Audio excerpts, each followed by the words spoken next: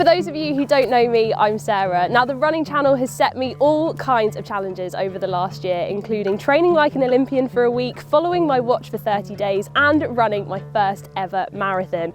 But they've now taken it up a notch and have signed me up to my first ever ultramarathon in Thailand.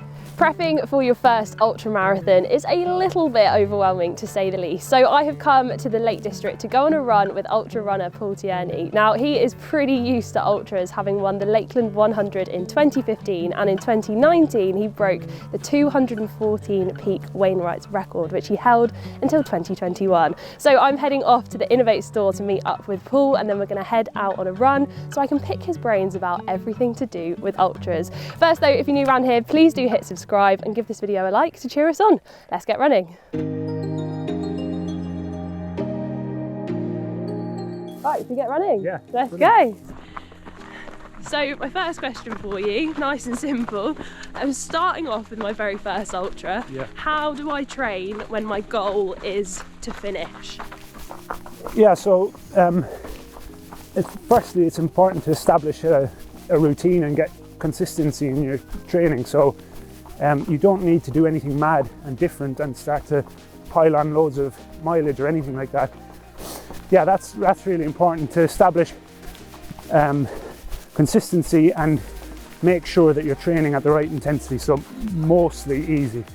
And then you can start to add a little bit of faster stuff in there, because it'll help to train the muscles in a way that maybe they're not used to, so you start to, recruit more of your available muscle fibers, which is it's almost like strength training in a way. So it's a way of making the body adapt a little bit differently. If you only ever run slowly, then you're only ever going to train a certain amount of your muscle fibers. So it's important to maybe start to add stuff like hill sprints or fast surges, 30-40 seconds, and maybe short hill reps as well, 1 or 2 minutes early on in your training. But generally speaking, to finish your first ultra, just establishing that consistency and being really relaxed and easy on most of your runs. So. Nice.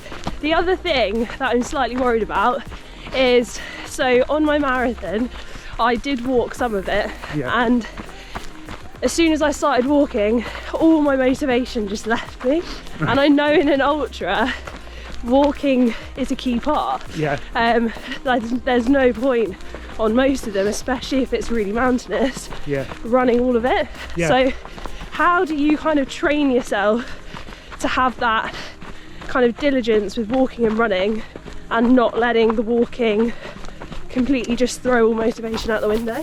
Right, well firstly, in a really mountainous ultra, it probably won't throw you out because you'll see everyone else doing the same thing. So it's totally part of the race. I think what you're saying about the marathon, yeah, you're expected to run a marathon. It's just, that's the culture, so it can be quite demoralizing if you have to slow down and walk. But in ultras, it's an accepted, or certainly in hilly ultras, it's an accepted part of it. You'll conserve a little bit of energy. Even the variability of walking versus running will be nice for your body. You won't knack your legs as quickly, and it's much easier, obviously, to keep your breathing and your effort under control if you're hiking rather than running uphill. So I think just accepting that you're going to have to, and that most, like 90% of people, are going to be doing the same thing as you, that should help to relax your mind a bit about walking.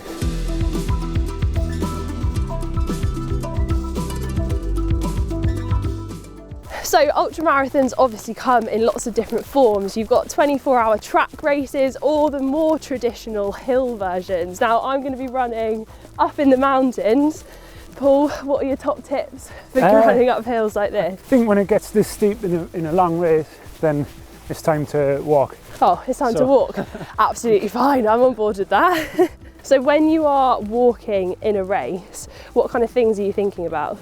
It's important to walk with a bit of purpose. You know, you're not out for a stroll either, but you're basically just trying to control your effort. So if you can run and keep your effort at a sustainable, what you feel is sustainable for the duration of the race, then you know that's okay. But walking is generally, it's going to be easier to keep your effort in check, so that's why you would do it. It's okay if you're maybe working a little bit harder for short periods of time, you know, on a hill like this now when it's really steep.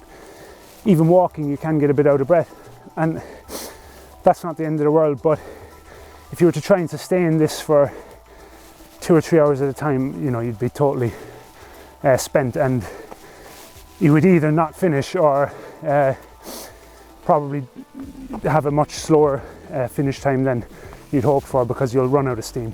Right, we've made it to the top of the first hill. There we go. Should do a bit more running? Yeah. Let's go.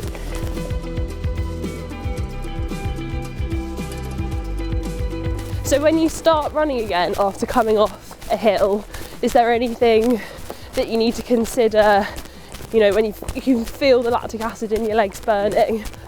I mean, it can help just to walk a little bit further, not try and get straight into running. I mean, it depends on the race, I guess.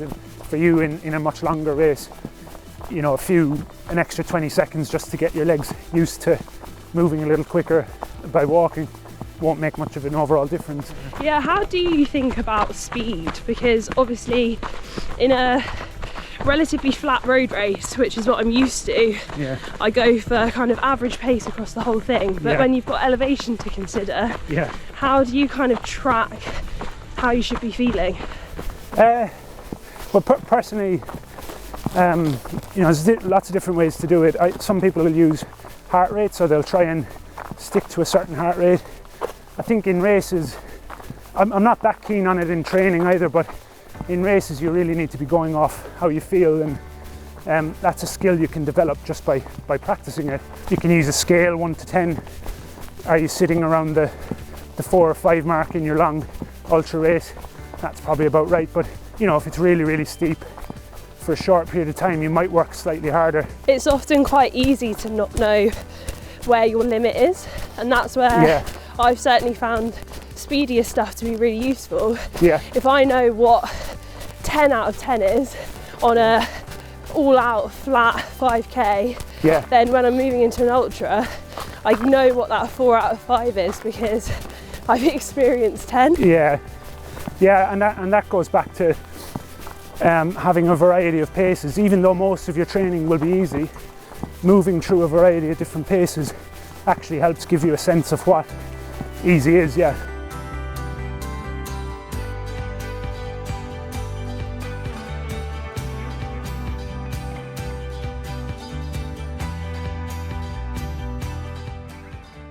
So when you step up to an ultramarathon, one of the things that I found a little bit daunting when signing up was there is a mandatory kit list for the first time. Now you might get a few things like that on marathons, but having a kind of specific list of stuff that you need to buy, and then for the one that I'm doing, there's also a recommended list underneath. Yeah. It's all a little bit overwhelming and daunting. So what have you found to be the kind of key items that you take with you on every single ultra? Once I have everything that I have to have, but based on the rules, I'll then look at what the weather's like, how long the race is, and the main essentials that I think I'll always have are a really good waterproof that's lightweight, packs down really small, so like a storm shell, a nice kind of warm base layer for top and bottom. If I'm going out doing something quite long, even if it's a long training run, I've started to pack those things now, just because you never know. You know, it gets you used to carrying the stuff that ultimately you'll need to carry in the race anyway. Your shoes are obviously really, really important, and a comfortable pair of shoes, I think, is probably the most important bit of kit you're going to have. And training in them as well. You're going to spend a lot of time in them on the day, but that doesn't mean that compensates for not wearing them in training.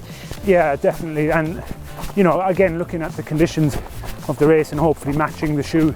And then I think what you put your stuff in is one of the most important things. You can be really uncomfortable in a race if your pack doesn't fit right, or if it doesn't sit on the right place on your back.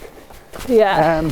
You know, a pack that has lots of accessible pockets where you don't have to always take it on and off is really good. So I've got big mesh pockets here. I can, if I wanted to, I'd take my jacket off, pop it there for when I need it again, rather than burying it in the bottom of the jacket. And packing your pack for those training runs like you're racing, I think, is quite important.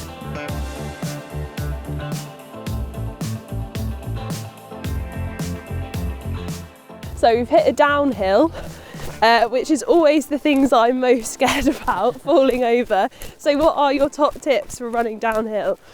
I think if you are afraid of falling over, that can affect how you move. And one way of maybe counteracting that is getting used to running on a surface or a gradient that doesn't scare you. So you know, really gradual, nice smooth surface, and just basically letting the brakes off a little bit on that, and slowly progressing that, making it slightly steeper or slightly more technical underfoot. So we're stopped having lunch in a beautiful location. This is way better than my usual runs, and food is something I'm so excited for this ultra. Not gonna lie, one of the reasons why I wanted to do one. It's basically an all-day picnic. Yeah. But without getting too excited, how do you tackle food during an ultra?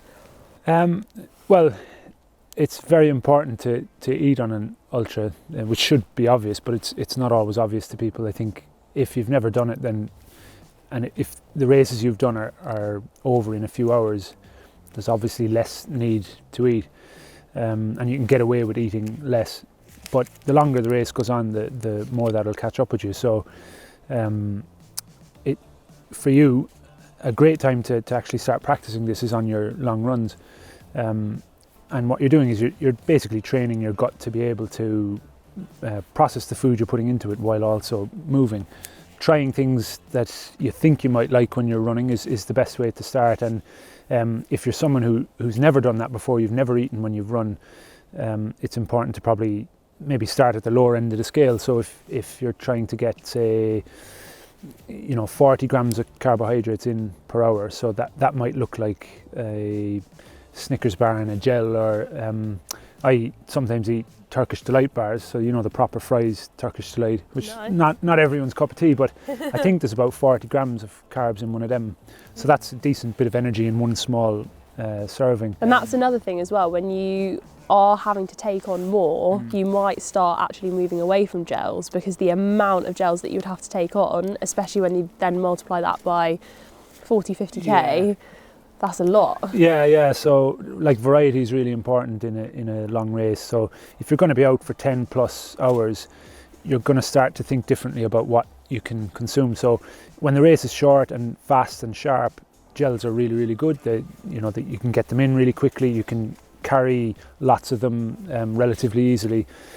But when the race is quite long, you're going to get like stuff like flavour fatigue happening, where you literally can't stomach the same thing again. You're also going to want things that you're looking forward to. So gels aren't always that appealing. Sometimes you can look forward to a gel, other times. It's pretty rare, but yeah. So taking on food whilst you're on the go is one thing, but you also in an ultra quite often have aid stations, and that can be quite overwhelming. How long do you stop for? What do you do? How much food do you take? What are your top tips for when you get to an aid station? Well, it's good to have a plan before you get to the aid station. So even in your build up to the race, writing out a little plan of what you're going to do, and you might not stick to it. There's lots of things going to happen during the race that might affect how you treat the aid station. But at least having a rough plan of, right, 2 minutes before I get in, I'm already taking my bottles out. I'm taking the tops off them so that they're ready to be filled by someone. If you may find you need to sit down. People sometimes say don't sit down, your legs will cramp up or whatever. If you need to sit down, I wouldn't worry too much about it. You're just going to start looking at a chair going, I can't do it. Exactly. Yeah, just get, it might help to just gather your composure, and usually in races you'll have some sort of an idea of what's going to be at the checkpoint. So if you do, then you can probably be making decisions beforehand about what you could eat, and that again, like, that'll change during the race, based on the heat or how you're feeling at the time. You might not be able to stomach anything, but having a rough plan of what's at the station and what you maybe could carry with you, and then thinking about, right, how much do I want to try and get in an hour? What's this going to give me? So being a little bit pre-prepared before you get in. Had some food. Now, heading back up. Right, let's go.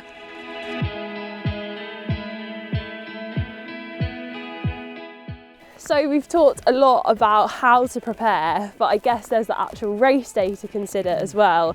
And one thing that I'm a little bit scared about is the mental side of things. Yeah. You're going to hit a wall in a marathon, so what you're going to hit in an ultra is going to be even worse. Yeah. What are your tips for dealing with that?